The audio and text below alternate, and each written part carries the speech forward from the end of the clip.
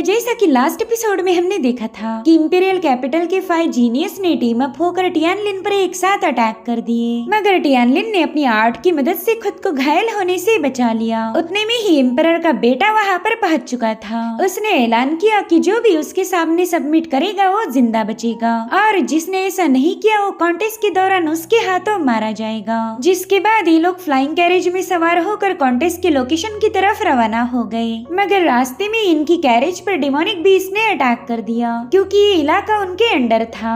अब आगे तो इस एपिसोड की शुरुआत होती है एक जोरदार एक्सप्लोजन के साथ। दरअसल उन डेमोनिक बीस्ट ने फ्लाइंग कैरेज को डिस्ट्रॉय कर दिया था। वहीं पर टियानलिन भी इस तबाही को देखकर काफी ज्यादा पैनिक हो गया। वो कह रहा था कि वो यिंग की जान खतरे में होंगी, मुझे कुछ भी करके इन डेमोनिक बीस्ट को रोकना होगा वरना न जाने कितने ही सारे कल्टीवेटर्स मारे जाएंगे। वहीं पर नियान को महफूज देखकर उसे थोड़ा सा सुकून मिला, लेकिन अभी भी यंग ड्रैगन का वहाँ पर कोई ट्रेस नहीं था। तो टियानलिन नियान से कहने लगा कि हमें कुछ भी करके यंग ड्रैगन शाओजिन को ढूंढना होगा। जिसके बाद वो अपना स्पिरिचुअल सेंस याओडांग माउंटेन में फैलाने लगा ताकि उसे यंग ड्रैगन के ट्रेसेस मिल जाए। वो कहता है कि एंशिएंट टाइम्स में याओडांग माउंटेन एक बैटल फील्ड हुआ करता था और तब से लेकर आज तक यहाँ पर डेमोनिक बीस्ट का ही डोमिनेंस है। यहाँ के बीस्ट हमारी दुनिया के डेमोनिक बीस्ट के मुकाबले काफी ज्यादा खूंखार और पावरफुल है, इसलिए हम इनका इतनी आसानी के साथ मुकाबला नहीं कर सकते और ये माउंटेन उनका घर है तो उन्हीं के घर में उन्हें चैलेंज करना मुश्किल होगा। जिन डेमोनिक बीस्ट ने हमारी फ्लाइंग कैरेज को घेरा था वो काफी ज्यादा पावरफुल थे, इसी वजह से तो हमारी फ्लाइंग कैरेज डिस्ट्रॉय हो गई। और उतने में टियानलिन को कुछ डेमोनिक बीस्ट नजर आए। वो तुरंत ही समझ गया कि इसमें से एक तो डीमन लॉर्ड है और ये सभी डेमोनिक बीस्ट एक ही डायरेक्शन में आगे बढ़ रहे थे। दरअसल ये सभी डेमोनिक बीस्ट उस क्लिफ के पास पहुँच गए जहाँ पर यंग ड्रैगन था। दरअसल इस माउंटेन पर 3 डेमोनिक लॉर्ड्स का राज है, तो उनमें से एक डीमन लॉर्ड बता रहा था कि ट्रू ड्रैगन ने यहाँ पर आकर हमारी शान में 4 चांद लगा दिए। हमें तो कभी लगा ही नहीं था कि हम ट्रू ड्रैगन के डिसेंडेंट को देख पाएंगे। अब इनके यहाँ आने की वजह से हमारा याओदांग माउंटेन दोबारा से राइज करेगा। और फिर वो तीनों डीमन लॉर्ड और उनके फॉलोअर्स ट्रू ड्रैगन के सामने अपना सिर झुकाते हैं। वो उससे कह रहे थे कि आज के बाद ये याओदांग माउंटेन आपका हुआ, यहाँ पर आपकी ही हुकूमत चलेगी। दरअसल उन्होंने शाओजिन को अपना डीमन किंग घोषित कर दिया और उनकी सारी बातें टियानलिन और नियान ने भी सुन ली थी। नियान तो ये देखकर ही हैरान थी कि इन सभी डेमोनिक बीस्ट ने यंग ड्रैगन को अपना राजा मान लिया। यहाँ पर टियानलिन उसे खामोश रहने के लिए बता रहा था, लेकिन तब तक उन डेमोनिक बीस्ट ने इन दोनों को देख लिया। इसलिए वो डीमन लॉर्ड अपनी स्ट्रॉन्ग एनर्जी वेव्स का इस्तेमाल करते हुए टियानलिन और नियान को घायल करने की कोशिश करने लगा। उसमें से एलिफेंट लॉर्ड तो अपनी एनर्जी का इस्तेमाल करते हुए सीधे टियानलिन की तरफ आगे बढ़ रहा था। वो कह रहा था, लड़के तूने यहाँ आकर बहुत बड़ी गलती कर दी है, अब तो तुझे मेरे कहर से कोई बचा नहीं सकता। मगर उतने में ही यंग ड्रैगन ने बड़े गुस्से में आकर अपना पाव पटक दिया।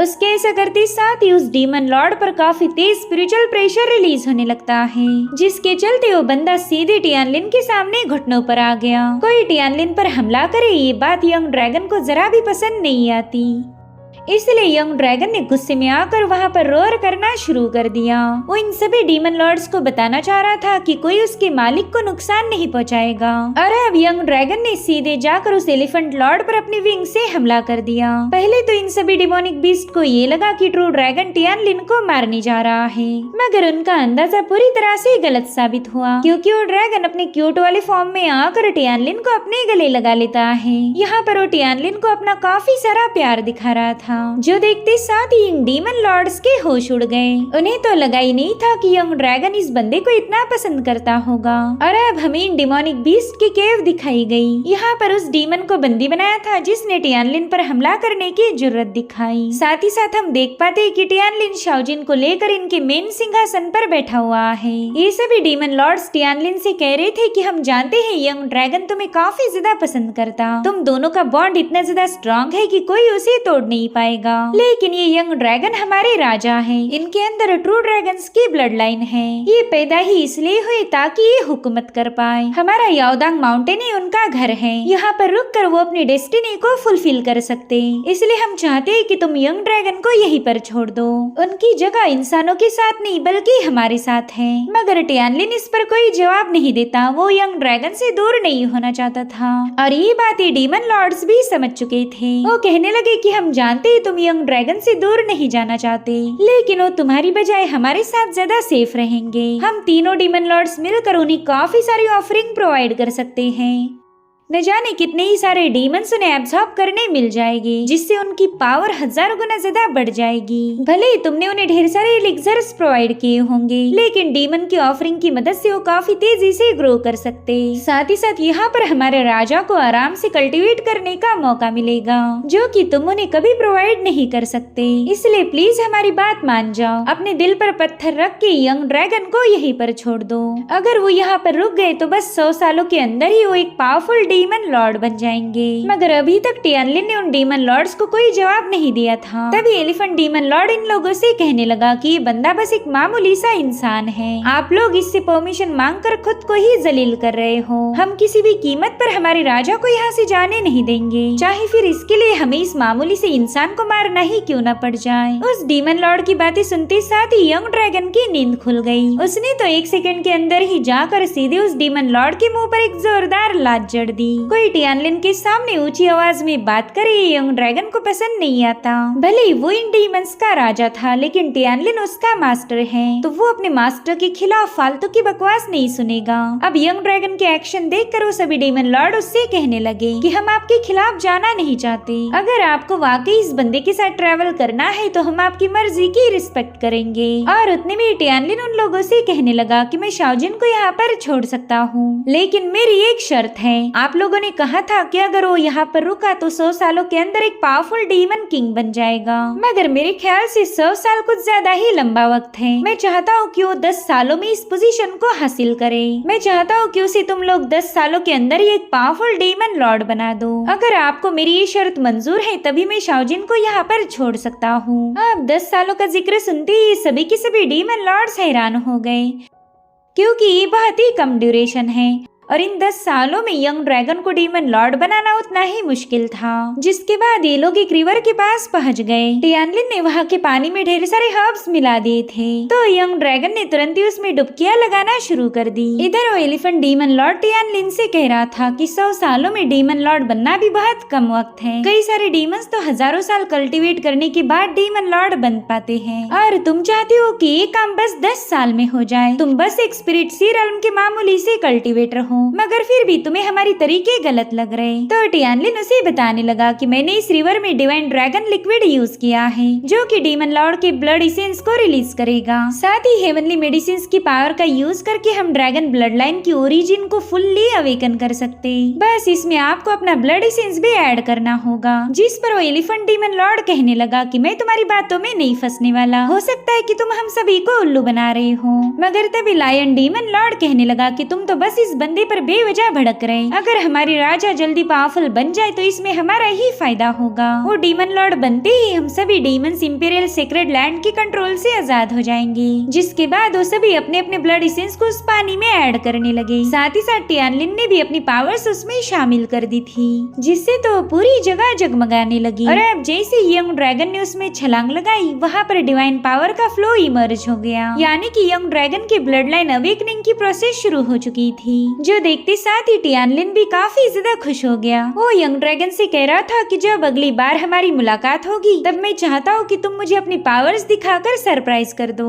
अब ये सीन यहीं पर कट होकर हमें एक और रियासत दिखाई गई, जहाँ पर ये सभी कल्टीवेटर्स कॉन्टेस्ट के लिए पहुंच चुके थे। हेवनली ब्लड वुल्फ गैंग के लोग टियानलिन के लिए काफी ज्यादा परेशान थे, क्योंकि टियानलिन अभी तक वहाँ नहीं पहुँचा। उन्हें डर था कि कई डिमोनिक बीस्ट के अटैक में टियानलिन मारा न गया हो। वहीं पर टियानफेंग भी टियानलिन के लिए काफी ज्यादा परेशान था। वो दिल ही दिल में कहने लगा कि मेरे दोस्त, तुम इतने आसानी से मर नहीं सकते, तुम्हें यहाँ पर वापिस आना ही पड़ेगा।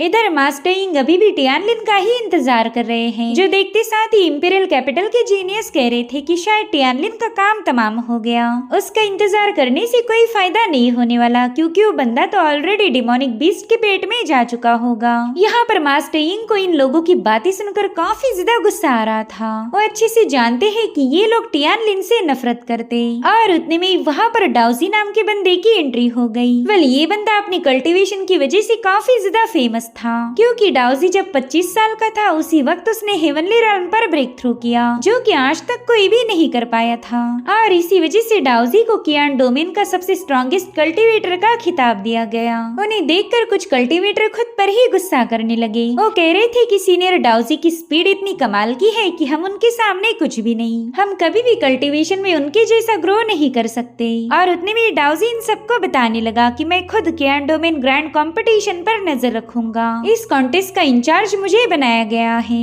और उतने में डाउजी ने वहाँ पर 2 जीनियसेस को समन कर लिया। वेल इन दोनों को ट्विन जीनियस के नाम से भी जाना जाता था। इसमें से एक का नाम है लिu Zixu और दूसरे का नाम है यांग जी। साथ ही साथ वहाँ पर चेन जेंटियन नाम का बंदा भी पहुँच गया था। वो इन दोनों जीनियस से पूछता है कि बताओ तुम में से ज्यादा पावरफुल कौन है, और हाँ ये मत बोलना कि तुम दोनों इक्वली पावरफुल हो। जो सुनते साथ ही यांग जी उससे कहने लगा कि चेन जेंटियन बताओ तुम्हारे इस सवाल का क्या मतलब था, अगर तुम्हें अपनी जिंदगी से प्यार नहीं रहा तो तुम मुझे आसानी से बता सकते हो। जिस पर जेंटियन कहने लगा मेरे भाई तुम तो बेवजह ही भड़क गए, मैं तो बस किसी स्ट्रॉन्ग बंदे के साथ मुकाबला करना चाहता हूँ ताकि अपनी पावर्स को चेक कर सकूं। और उतने में वहाँ पर बायू नाम की बंदी पहुँच गई। वो जेंटियन से कहने लगी कि यहाँ पर कई सारे पावरफुल कल्टीवेटर्स हैं, तो तुम उसमें से किसी के साथ भी मुकाबला कर सकते हो। और हाँ अगर मेरी बात की जाए तो मुझे मुंह चलाने वाले लोग बिल्कुल भी पसंद नहीं आते, इसलिए मेरे सामने ज्यादा शो ऑफ मत करना। और उतने में एक पोर्टल ओपन करके एम्परर का बेटा वहाँ पर पहुँच गया। वो बायू से कह रहा था कि मैं जानता हूँ सीक्रेट रेल्म में तुमने काफी ज्यादा फायदा उठाया, लेकिन इसका मतलब ये बिल्कुल नहीं कि तुम स्ट्रॉन्ग बन गई। आफ्टर ऑल सीक्रेट रेल्म में जितने भी लोग गए थे वो सब के सब कमजोर थे, तो तुमने कमजोरों के खिलाफ फाइट करके कोई बड़ा कारनामा नहीं किया। यहाँ पर बायू को उस बंदे पर काफी ज्यादा गुस्सा आ रहा था, मगर वो उससे कुछ बोल पाई इससे पहले आसमान में थंडर चमकने लगा। साथ ही साथ वहाँ पर काफी स्ट्रॉन्ग डिमोनिक एनर्जी फैलने लगी थी, जो देखते साथ ही सभी जीनियस हैरान हो गए। मास्टर यांग भी इस डिमोनिक एनर्जी को देखकर थोड़ा सा पैनिक हो गए। उन्हें डर था कि कहीं याओदांग माउंटेन की डिमोनिक बीस्ट उन पर अटैक न कर दे। ऑलरेडी इन डिमोनिक बीस्ट ने उनकी फ्लाइंग कैरेज को ब्रेक किया था, तो और कोई नुकसान नहीं चाहते। और उतने में उस थंडर से डीमन लॉर्ड उनके सामने अपीयर हो गया। उस डीमन लॉर्ड को वहाँ देखते साथ ही डाउजू उस पर काफी ज्यादा भड़क गया। वो कह रहा था कि ये हमारा इंपीरियल सीक्रेट लैंड है, भला यहाँ आने की तुमने जुर्रत कैसे दिखाई। इतना कहते साथ ही डाउजू ने अपनी एनर्जी से डीमन लॉर्ड पर हमला कर दिया, मगर डीमन लॉर्ड भी कुछ कम नहीं था। उसने अपनी स्पिरिचुअल बीस्ट का इस्तेमाल करते हुए डाउजू के अटैक को डिस्ट्रॉय कर दिया। सो यहाँ पर डाउजू से गुस्से में पूछने लगा कि तुम याओडांग माउंटेन से यहाँ क्यों आए हो, जिस पर डीमन लॉर्ड कहने लगा कि तुम तो बेवजह ही परेशान हो गए, मैं यहाँ पर तुम्हारे साथ बैटल करने नहीं आया, मैं तो बस 2 ऑनरेबल गेस्ट को यहाँ पर छोड़ने आया था। अब ये सुनकर मास्टर यिंग भी थोड़े से परेशान हो गए। वो कह रहे थे कि डीमन लॉर्ड कभी किसी को इतनी रिस्पेक्ट नहीं देता, वो लोग जरूर से कोई खास होंगे, इसलिए तो डीमन लॉर्ड खुद होकर उन्हें एस्कॉर्ट करने आया। और तभी उनकी नजर पड़ी टियानलिन और नियान पर, जो कि एक स्पिरिचुअल बर्ड पर सवार होकर वहाँ पे पहुँच चुके थे।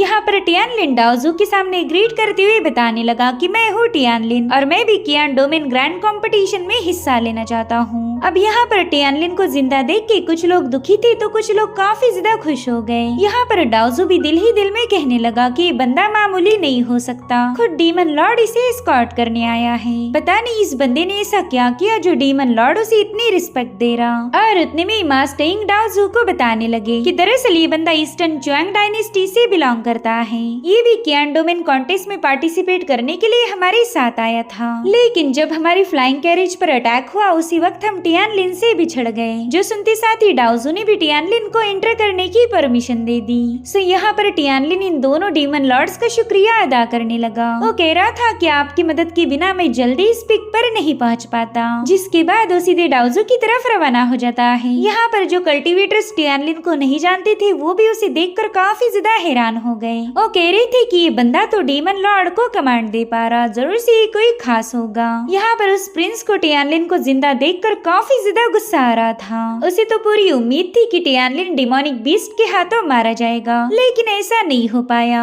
उल्टा डीमन लॉर्ड ही उसे एस्कॉर्ट करने के लिए यहाँ आ गए, जिससे तो टियानलिन की रेपुटेशन और भी ज्यादा बढ़ गई थी। अब कोई भी इतनी आसानी से उसके साथ पंगे नहीं लेगा, क्योंकि जिसे डीमंस का सपोर्ट हो वो बंदा किसी भी हद तक जा सकता। और इसी के साथ एपिसोड यहीं पर एंड हो जाता है। Thank you so much for watching. Bye bye, take care.